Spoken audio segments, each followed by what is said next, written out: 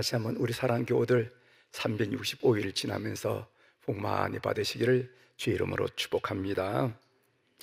오늘 설교 제목은 내 영혼이 주를 갈망하나이다. 오늘 시편 42편에 나와 있는 한 구절을 제목으로 잡았어요. 내 영혼이 주를 갈망하나이다. 오늘 우리가 읽은 시편 42편은 고라 자손의 시편 중에 하나입니다. 이 고라 자손의 시편이 시편 42편부터 49편까지 나오고, 그리고 이어서 아사벨 시가 나오는데, 이 고라 자손의 시편 중에서 제일 먼저 나온 것이 바로 시편 42편입니다. 이 고라 자손은 리스파 후손으로서 성전 음악을 담당했던 그런 자손들이었습니다. 여기에 언급된 고라 자손은 아마 포로 시대의 사람으로 보입니다. 시편 42편은 고라 자손이 바빌론의 포로로 잡혀가 하나님의 성전이 있던 시온을 그리고 생각하면서 예배를 드리지 못한 슬픔, 그리고 나라 잃은 절망을 담아서 지은 시라 이렇게 할 수가 있습니다. 그래서 이 시를 바벨론 포로 시대의 작품으로 남은 자들의 시편이라 이렇게 일컬어지기도 합니다. 본문을 한번 좀 살펴보도록 하겠습니다. 오늘 본문 우리 권사님이 1절부터 5절까지 읽었는데, 사실은 시편 42편 11절까지 전체가 오늘 본문이 되니까 여러분들 관심을 기울이시고 또 화면을 통해서 또 여러분들이 가지고 있는 성경을 통해서 확인하고 은혜를 받게 되기를 바랍니다. 오늘 본문에 보면은 시인은 낙심하고 있어요. 낙심. 시인이 어떤 구체적인 상황을 겪고 있는지는 알 수 없지만은 깊이 낙심하고 있습니다. 5절, 내 영혼아 내가 어찌하여 낙심하며 어찌하여 내 속에서 불안해하는가. 6절, 내 하나님이여 내 영혼이 내 속에서 낙심이 되므로. 11절에 보면은 내 영혼아 내가 어찌하여 낙심하며 어찌하여 내 속에서 불안해하는가. 오늘 이 짧은 시편 9절에서 낙심이란 단어가 3번 나온 것을 우리가 확인하게 됩니다. 내 영혼아 내가 어찌하여 낙심하며 어찌하여 내 속에서 불안해하는가. 이 구절은 영적 침체에 빠진 시인이 자기 자신에게 스스로에게 자문하는 말씀이에요. 자신을 향해서 예수 잘 믿던 너 요즘 왜 그러니? 예수 잘 믿던 너가 왜 요즘 예배 생활이 그래? 예수 잘 믿던 너가 왜 낙심하고 좌절하니? 하면서 자기 스스로를 향해서 하는 이야기입니다. 여기 낙심하다라는 표현이 나와 있는데, 이 낙심하다라는 것은 상을 당한 사람이 절망하여 땅에 엎드려 통곡하는 모습이고, 여기 불안하다 하는 말씀이 나오는데, 이 불안하다 말씀 표현은 정신줄을 놓고 뭔가 중얼거리는 모습을 나타냅니다. 뭐가 정신이 있어야 살이 논리에 밝게 얘기도 할 거 아니겠어요? 근데 뭔가 얘기를 하긴 하는데 얘기에 시종을 잡을 수가 없어. 정신줄을 놓았기 때문에. 그래서 이 두 단어가 우리에게 의미하는 건 뭐냐면은 깊은 좌절, 깊은 낙심, 깊은 절망으로 인해서 속으로 큰 울음을 삼키면서 땅에 엎져 있는 시인의 모습을 시각적으로 잘 보여주고 있습니다. 시의 내용을 보면은 자신이 겪고 있는 어려운 상황도 문제이지만은 그것보다도 시인을 더 힘들게 하는 것이 있어요. 그것이 무엇이냐면은 주위 사람들의 조롱과 빈정거림입니다. 오늘 3절에 보면은 주위 사람들이 뭐라고 얘기하냐면은 네 하나님이 어디 있느냐, 네 믿음이 있다고 그랬지, 네 하나님이 어디 있느냐라고 조롱하고 비방합니다. 3절을 읽어드리겠습니다. 사람이 종일 내게 하는 말이 내 하나님이 어디 있느냐 하오니 내 눈물이 주야로 내 음식이 되었도다. 10절, 내 뼈를 찌르는 칼같이 내 대적이 나를 비방하여 늘 내게 말하기를 내 하나님이 어디 있느냐 하도다. 내 하나님이 어디 있어?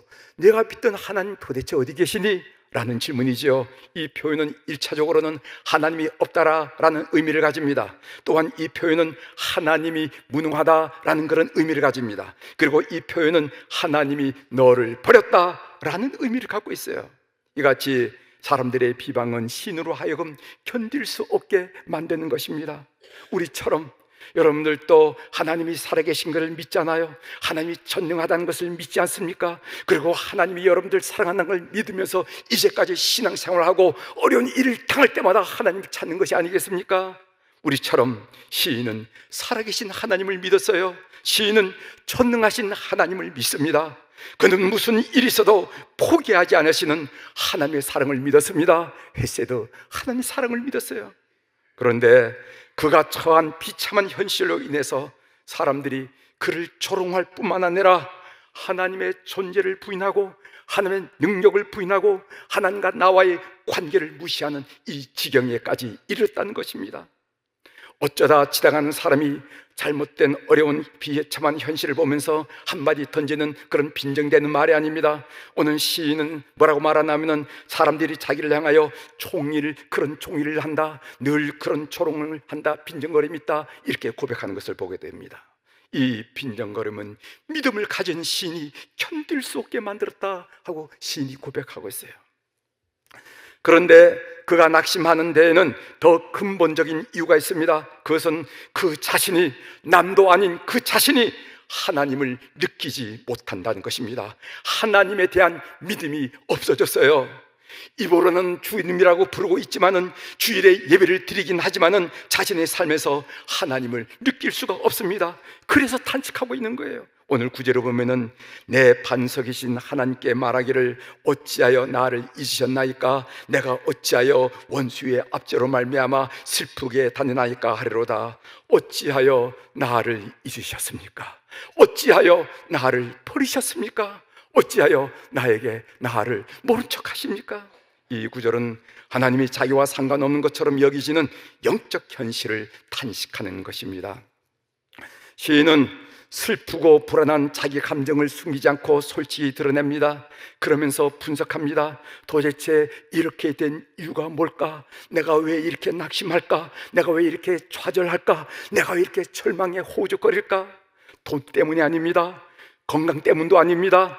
장래 암울하기 때문도 아닙니다. 원수의 빈정거릴 때문도 아닙니다. 그 근본 이유를 찾고 찾아보니 그것은 바로 하나님에 대한 자신의 믿음이 부족하기 때문이라는 것입니다. 그렇습니다. 우리의 모든 불안, 우리의 모든 염려, 우리의 모든 애로움은 사실은 외부의 환경보다도 우리 믿음의 약화와 결여에서 비롯됐다는 것. 내가 지금 낙심하는 이유가 뭘까? 지금 내가 좌절하는 이유가 뭘까? 내가 지금 삶의 희망을 모두 잃어버리고 절망하는 이유가 뭘까?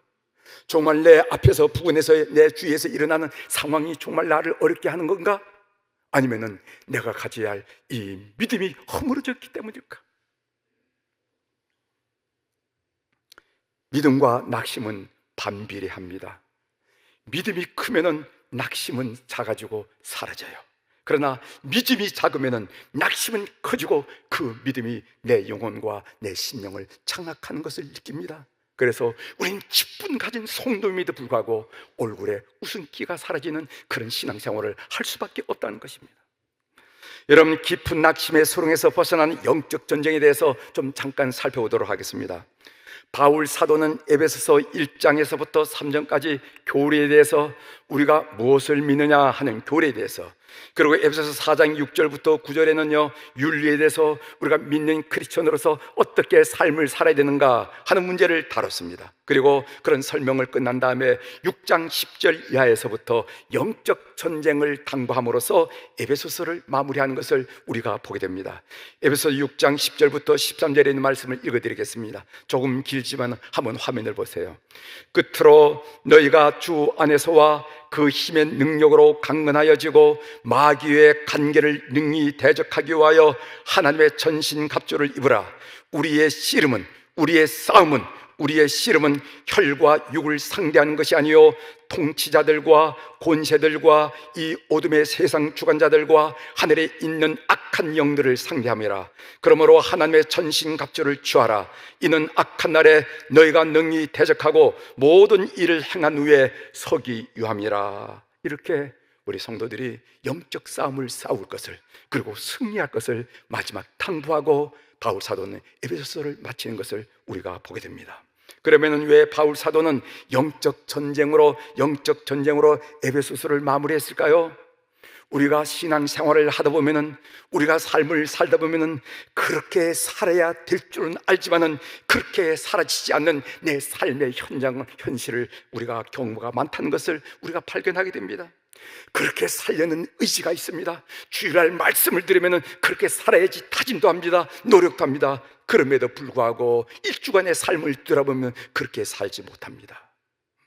오늘 본문에 나오는 낙심이라는 것도 마찬가지예요. 낙심의 수렁에 빠져 있는 것도 마찬가지입니다. 거기에는 영적인 문제가 있다는 것입니다. 그래서 사도 바울은 전신갑주를 입고 영적 전쟁에서 승리할 것을 우리 성도들에게 권면하고 있다는 것입니다.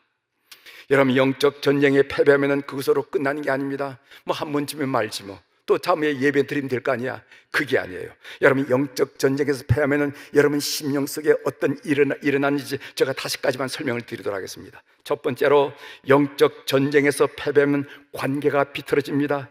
교우 간의 관계, 가족과의 관계, 목회자의 관계가 비틀어져요. 두 번째로는 잘 삐치게 됩니다. 그렇게 대범하고 넓은 아량을 가진 사람이 아무 일도 아닌 일로 삐치게 됩니다. 세 번째로는 미워지고 보기 싫어집니다. 그래서 예배당에 와서 자리를 살피게 됩니다. 네 번째로는 못마땅한 것이 많아지고, 왜 그렇게 못마땅한 것이 많아지는지, 못마땅한 것이 많아지고 원망과 불평을 하고 있는 자기 자신을 발견하게 됩니다. 다섯 번째로 신앙생활에 뒷걸음치게 됩니다. 예배 드리는 것도 시들해집니다. 핑계거리만 있으면은 이 교회에 안 나오려고 합니다. 그래서 기쁨을 잃어버리고 평안을 잃어버리고 삶이 우울해진다는 것입니다. 결국 사탄은 우리를 낭망하게 합니다. 성령이 우리에게 오시는 것은 우리를 살리려는 것이고, 사탄이 우리에게 오는 목적은 우리를 낙심하고 좌절하게 만들어 우리를 멸망시키려는 것뿐입니다. 영적인 분별을 여가는 우리 수표교 교회 성숙한 성도들이 되기를 주의 이름으로 권면합니다. 사탄이 시험하고 참석할 때 여러분 분별력을 가지고 예수 그리스도의 이름, 나사렛 예수의 이름으로 묶고 물리치십시오. 사탄은 인격적이기 때문에 여러분들이 물리치면 여러분 곁에 접근하지 못하게 됐어요. 여러분 마음속에 변동이 있을 때, 여러분 영혼에 변동이 있을 때, 내가 나사렛 예수의 이름으로 명하노니 내 마음을 노랗게 하는 이 악하고 토른 사탄아 물러갈지어다 하고 똑똑하게 여러분이 들을 수 있도록 그렇게 선포하고 물리치는 여러분이 되시길 바랍니다. 영적인 전쟁에서 365일 동안 승리하는 여러분들이 되길 바랍니다. 그래서 여러분들이 영혼이 개운하고 여러분의 심령이 가회하고 여러분의 삶의 자유함이 있는 우리 교우들이 되기를 주의 이름으로 축복합니다. 다시 시편으로 돌아옵니다. 여러 가지 상황으로 낙심되고 주위 사람들의 빈정거림이 있고 자신에게 신앙적인 회의가 일어날지라도 결국 시인은 하나님께 소망을 두고 있어요. 그 마음속에 있는 믿음의 씨앗, 그 하나님께 소망을 두고 있습니다. 1절을 보겠습니다. 하나님이여, 사슴이 시냇물을 찾기에 갈급한 같이 내 영혼이 주를 찾기에 갈급하니이다. 사슴이 시냇물을 찾기에 갈급한 같이, 시인은 자신의 영혼이 고통스러운 상황 속에 있음을 사슴이 목마름으로 헐떡거리며 물을 찾는 상황과 비유하고 있습니다. 이 구절은 시편 150편의 어떤 구절보다도 성도들에게 깊은 감동을 주는 구절이에요. 사슴은 시냇물을 찾지 못하면 죽습니다. 다른 것으로는 그 갈증을 해결할 수가 없어요. 본래 사슴은 열이 많은 동물이라 물을 자주 머금으로써 열을 식힙니다. 팔레스타인의 경우는 1년 강수량이 600mm 정도 됐는데 그나마 우기에 집중적으로 내리기 때문에 건기에는 극심한 가뭄이 찾아오는 경우가 허다하다는 것입니다. 이는 사람들뿐만 아니라 짐승들에게도 고통스러운 일이었고, 쉽게 갈증을 느끼는 사슴에게는 더더욱 고통스러운 일이었습니다. 인생도 하나님을 찾지 못하면 죽습니다. 여러분, 인생도 하나님을 찾지 못하면 죽어요. 다른 것으로는 인생의 갈급함을 해결할 수 없다는 것입니다. 2절 봅니다. 내 영혼이 하나님 곧 살아계시는 하나님을 갈망하나니 내가 어느 때에 나아가서 하나님의 얼굴을 배울까? 내가 어느 때에 나아가서 하나님의 얼굴을 배울까? 시인은 자신의 영혼의 갈급함을 채우실 분은 오직 하나님의 품을 고백하고 압니다. 그는 잠시 낙심과 회의, 고통과 불안에 사로잡히긴 했지만은 자신을 그런 낙심의 자리에 오래 방치할 수 없음을 압니다. 비록 시인은 현재 하나님이 자신에게 얼굴을 가리고 있는 것처럼 느끼지만은 문제 해결은 오직 하나님께 있음을 확신하고 스스로의 영혼을 향해서 하나님을 기리고 소망하라고 권면하고 있어요. 11절이죠. 내 영혼아, 내가 어찌하여 낙심하며 어찌하여 내 속에서 불안해하는가? 너는 하나님께 소망을 두라. 나는 그가 나타나 도우심으로 말미암아 내 하나님을 여전히 찬송하리로다. 이 말씀은 시편 42편의 주제 구절로서 5절에도 나올 뿐만 아니라 43편 5절에도 나온 것을 보게 됩니다. 너는 하나님께 소망을 두라. 누구에게 소망을 둔다고요? 하나님께 소망을 두라.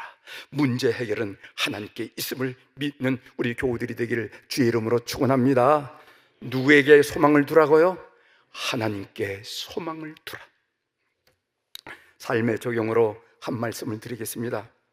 10년 전 2015년에 마치 예언처럼 고백한 고 이어령 교수의 소원시를 읽어드리겠습니다. 이분이 이 소원시를 썼는데 제가 한번 조사를 해보니까 10년 전 2015년경에 이 시를 썼더라고요. 제가 한번 읽어드리겠습니다. 벼랑 끝에서 새해를 맞습니다. 덕담 대신 날개를 주셔서 어떻게 여기까지 온 사람들입니까? 험난한 기아의 고개에서도 부모의 손을 뿌리친 적이 없고, 기아의 고개, 굶주림의 고개에서도 그 어른들의 손을 뿌리친 적이 없고, 아무리 위험한 전란의 들판에서라도 등에 업은 자식을 내려놓지 않았습니다. 포탄이 쏟아지고 총알이 비오듯이 쏟아지지만은 그 전란의 들판에서도 얻고 있는 자기 새끼 내려놓지 않고 혼자 뛰지 않았다는 것입니다. 남들이 앉아있을 때 걷고 그들이 걸으면 우리는 뛰었습니다. 숨가쁘게 달려와 이제 젖과 꿀이 흐른 땅이 눈앞인데 그냥 추락할 수는 없습니다. 벼랑인 줄도 모르는 사람들입니다. 어쩌다가 북한이 핵을 만들어도 놀라지 않고 수출액이 3천억 달러를 넘어서도 웃지 않는 사람이 되었습니까? 거짓 선자들을 믿은 죄입니까? 남의 눈치보다 길을 잘못 든 탓입니까? 정치의 기둥이 조금만 더 기울어도, 시장 경제의 지붕에 구멍 하나만 더 나도, 법과 안보의 울타리보다 겁없는 자들의 키가 한치만 더 높아져도 그때는 천인탄의 나락입니다. 비상은 비상이기도 합니다. 앞에 나온 비상은 일상적이 아닌 것을 말하고 뒤에 있는 비상은 날아오름을 말하죠. 비상은 비상이기도 합니다. 싸움밖에 모르는 정치인들에게는 비둘기의 날개를 주시고, 살기에 지친 서민들에게는 독수리의 날개를 주십시오. 주눅 들린 기업인들에게는 갈매기의 비행을 가르쳐 주시고, 진흙 바닥의 지식인들에게는 구름보다 높이 나는 종달새의 날개를 보여주소서. 날개 하소서. 뒤처진 자에게는 제비의 날개를, 설빔을 입지 못한 사람에게는 공작의 날개를, 홀로 사는 노인에게는 학과 같은 날개를 주소서. 그리고 남남처럼 되어가는 가족에는 원앙사의 깃털을 내려주소서. 이 사회가 갈등으로 더 이상 찢기기 전에 기러기처럼 나는 법을 가르쳐 주소서.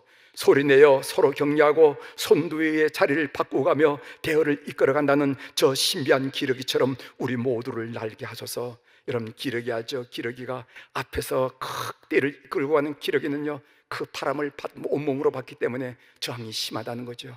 그래서 그 앞선 기러기를 위해서 옆에 있는 기러기들, V자를 거리는 기러기들이 기럭기럭 하면서 응원을 보낸다는 거예요.